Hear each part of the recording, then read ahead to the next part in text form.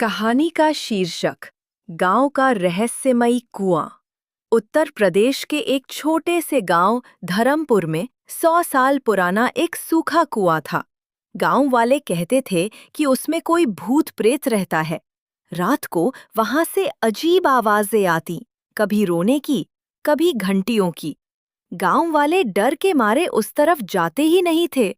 लेकिन गांव का एक होशियार लड़का अर्जुन हमेशा इन बातों पर हंसता। वह कहता, भूत वूत कुछ नहीं होते, सब अफवाह है। एक दिन गांव में मेला लगा। उसी समय कुएं के पास से धुआं निकलने लगा और घंटियों की आवाज आई।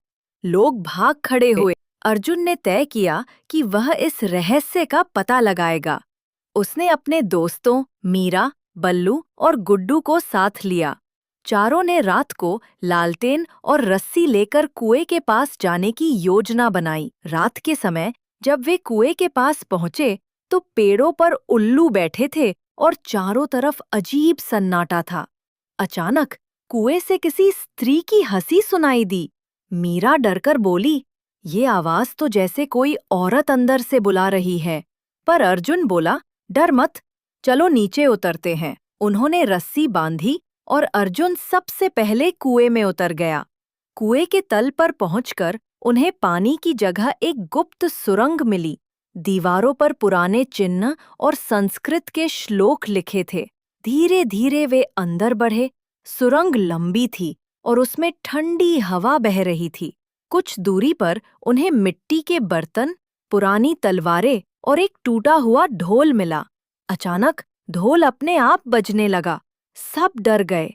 जब वे और आगे बढ़े तो देखा कि सुरंग के अंदर एक बूढ़ा आदमी रहता है। उसने अपने चारों ओर पुराने धार्मिक सामान और तांबे की थालियां रखी थीं। असल में वह लोभी साधु था जिसने गांव वालों को डराकर कुएं को अपने कब्जे में कर लिया था। वह हर रात आवाजें निकालता, ढोल बजाता और डरावनी कहानियां फैलाता ताकि कोई वहां न आए।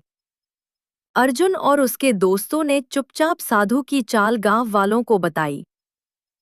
अगले दिन पंचायत ने सबूत देखकर साधु को पकड़ लिया और पुलिस के हवाले कर दिया। गांव वाले खुश हुए और कुआं फिर से साफ कर दिया गया। कुआं अब गांव की प्यास बुझाने लगा।